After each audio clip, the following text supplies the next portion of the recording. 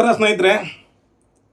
ನಮ್ಮ ದೇಶದಲ್ಲಿ ಕುರ್ಚಿಗಾಗಿ, ಕುರ್ಚಿಯಿಂದ ಕುರ್ಚಿಗೋಸ್ಕರ ಇರುವಂತಹ ರಾಜಕೀಯ ಪಕ್ಷಗಳು, ಕುರ್ಚಿಗಾಗಿ ಕುರ್ಚಿ ಕಾಳಗ.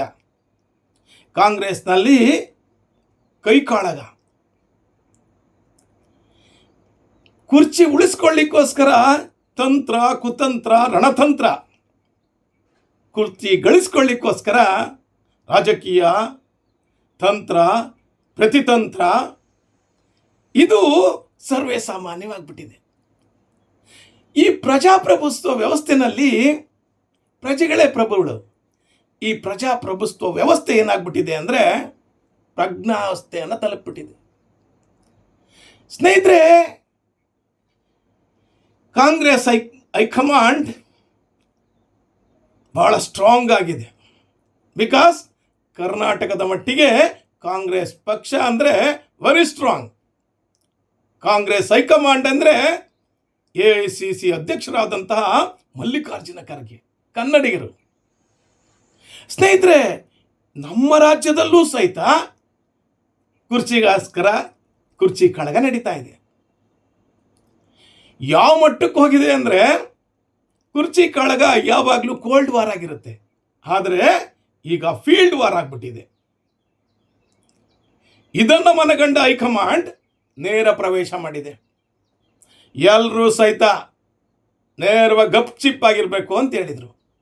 ಆದರೆ ಹೈಕಮಾಂಡಿಂದ ಒಂದು ಸತ್ಯ, ಬಿಗ್ ಸೀಕ್ರೆಟ್ ಹೊರಗಡೆ ಬಂದಿದೆ. ಇದರಿಂದ ಏನಾಯಿತು, ಈ ಕಾಂಗ್ರೆಸ್ನ ಬಣ ಬಡಿದಾಟ ದುಬೈಗೆ ಶಿಫ್ಟ್ ಆಗಿದೆ. ಇದಕ್ಕೆ ಕಾರಣ ಯಾರು? ಈಗ ಎಲ್ಲರ ಚಿತ್ತ ಹೈಕಮಾಂಡ್ ಅತ್ತ, ಎಲ್ಲರ ಚಿತ್ತ ಮುಖ್ಯಮಂತ್ರಿ ಕುರ್ಚಿ ಅತ್ತ. ಯಾವಾಗ ರಾಜೀನಾಮೆ ಕೊಡ್ತಾರೆ? ಸಿದ್ದರಾಮಯ್ಯ ರಾಜೀನಾಮೆ ಕೊಡ್ತಾರಾ? ಯಾವಾಗ ಕೊಡ್ತಾರೆ? ಯಾರು ಮುಂದಿನ ಮುಖ್ಯಮಂತ್ರಿ? ಯಾರಾಗ್ತಾರೆ ಮುಂದಿನ ಮುಖ್ಯಮಂತ್ರಿ? ಈ ಎಲ್ಲ ಪ್ರಶ್ನೆಗಳಿಗೆ ಉತ್ತರ ಹೇಳಲಿಕ್ಕೆ ನಾನು ಬಂದಿದ್ದೇನೆ. ಸ್ನೇಹಿತರೆ, ನಾನು Prajakiya Srinivas Belur. Welcome to Prajakiya channel. ಸ್ನೇಹಿತರೆ, ನೀವಿನ್ನೂ ನನ್ನ ಚಾನಲ್ಗೆ ಸಬ್ಸ್ಕ್ರೈಬ್ ಆಗಿಲ್ಲ ಅಂದರೆ ದಯಮಾಡಿ ಸಬ್ಸ್ಕ್ರೈಬ್ ಆಗಿ, ಹಾಗೂ ಈ ವಿಡಿಯೋವನ್ನು ಸಂಪೂರ್ಣವಾಗಿ ನೋಡಿ. ಪ್ರಜಾಪ್ರಭುತ್ವ ಉಳಿಸ್ಲಿಕ್ಕೆ ಏನಾದರೂ ಮಾಡೋಣ. ಸ್ನೇಹಿತರೆ, ನಮ್ಮ ರಾಜ್ಯದಲ್ಲಿ ಈಗ ಕುರ್ಚಿಗಾಗಿ ಕಾಳಗ, ತಂತ್ರ, ಕುತಂತ್ರ, ರಣತಂತ್ರ ಎಲ್ಲವೂ ಸಹಿತ ನಡೀತಾ ಇದೆ. ಒಬ್ಬೊಬ್ಬರು ಸಚಿವರು ಒಬ್ಬೊಬ್ಬರು ಪರವಾಗಿ ಮಾತಾಡ್ತಾರೆ, ಒಬ್ಬೊಬ್ಬರು ಶಾಸಕರು ಒಬ್ಬೊಬ್ಬರು ಪರವಾಗಿ ಮಾತಾಡ್ತಾರೆ. ಯಾರಿಗೂ ಹೇಳರಿಲ್ಲ ಕೇಳರಿಲ್ಲ ಅನ್ನಂಗೆ ಆಗ್ಬಿಟ್ಟಿತ್ತು. ಹೈಕಮಾಂಡ್ ಏನಾಗಿದೆ ಅನ್ನಿಸ್ತಾ ಇತ್ತು ಪ್ರಜ್ಞಾವಂತರಿಗೆ. ಇವರೇನು ಅಧಿಕಾರ ಮಾಡೋದಕ್ಕೆ ಬಂದಿದ್ದಾರಾ, ಬರೀ ರಾಜಕಾರಣ ಮಾಡಕ್ಕೆ ಬಂದಿದ್ದಾರಾ ಅಂತ. ಜನ ನಿಮಗೆ ವೋಟ್ ಕೊಟ್ಟಿದ್ದಾರೆ, ಸೀಟ್ ಕೊಟ್ಟಿದ್ದಾರೆ. 138 ಸೀಟ್, ನಿಮಗೆ 238 ಸೀಟ್ ಕೊಟ್ಟಿದ್ದಾರೆ. ಈ 138 ಸೀಟಲ್ಲಿ ನೀವು ಯಾವ ರೀತಿ ರಾಜಕಾರಣ ಮಾಡಬೇಕು, ಯಾವ ರೀತಿ ಮಾಡಬೇಕು ಅನ್ನೋದನ್ನ ಯೋಚನೆ ಮಾಡೋದು ಬಿಟ್ಟು, ಜನಗಳ ಸಮಸ್ಯೆಗಳ ಬಗ್ಗೆ ಯೋಚನೆ ಮಾಡೋದು ಬಿಟ್ಟು, ಅಭಿವೃದ್ಧಿಯ ಬಗ್ಗೆ ಯೋಚನೆ ಮಾಡೋದು ಬಿಟ್ಟು, ಬರೀ ಕುರ್ಚಿಗೋಸ್ಕರ ಅವ್ರ ಕಾಲು ಎಳೆಯೋದು, ಇವ್ರ ಕಾಲು ಎಳೆಯೋದು, ಇದನ್ನೇ ಮಾಡ್ತಾ ಇದ್ದಾರೆ. ಜನ ರೋಸಿಗೆ ಹೋಗ್ಬಿಟ್ಟಿದ್ರು. ಆಗ ಹೈಕಮಾಂಡ್ ಮಧ್ಯಪ್ರವೇಶ ಮಾಡಿದೆ. ಮಲ್ಲಿಕಾರ್ಜುನ ಖರ್ಗೆ ಅವರು ನೇರವಾಗಿ ಎಂಟ್ರಿ ಆಗಿದ್ದಾರೆ. ಎಲ್ಲರಿಗೂ ಬಾಯಿ ಮುಚ್ಕೊಂಡಿರ್ಬೇಕು. ಯಾವಾಗ ಏನು ಎಂಥದ್ದು ಅಂತ ಹೈಕಮಾಂಡ್ ತೀರ್ಮಾನ ಮಾಡುತ್ತೆ. ನಿಮಗೆ ಕೊಟ್ಟಿರುವಂಥ ಜವಾಬ್ದಾರಿಗಳನ್ನು ನೀವು ಸರಿಯಾಗಿ ನಿಭಾಯಿಸಿ, ಇಲ್ಲ ಅಂದರೆ ಶಿಸ್ತಿನ ಕ್ರಮ ಕೈಗೊಳ್ಳಬೇಕಾಗತ್ತೆ ಅಂತಹ ಎಲ್ಲ ಸೀನಿಯರ್ ಮೋಸ್ಟ್ ಕಾಂಗ್ರೆಸ್ ಲೀಡರ್ಗಳಿಗೆ ನೇರವಾಗಿ ಅದರೊಟ್ಟಿಗೆ ಒಂದು ಸತ್ಯವನ್ನು ಹೇಳಿದರೆ, ಹೌದು, KPCC ಅಧ್ಯಕ್ಷರ ಬದಲಾವಣೆ ಆಗುತ್ತೆ. ಅದೇ ರೀತಿ ಮುಖ್ಯಮಂತ್ರಿಗಳ ಬದಲಾವಣೆನೂ ಆಗುತ್ತೆ. ಅದಕ್ಕೆ ಸಮಯ ಬರಬೇಕು.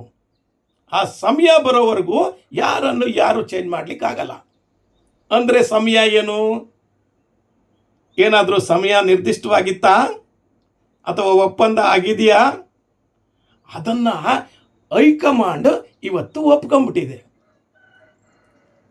ಅಂದರೆ ಈಗ ಸಿದ್ದರಾಮಯ್ಯನವರ ಅವಧಿ ಮುಗಿತಾ ಬರ್ತಾ ಇದೆ. ಆದ್ರಿಂದ Siddaramaiah and team full alert ಆಗ್ಬಿಟ್ಟಿದ್ದಾರೆ.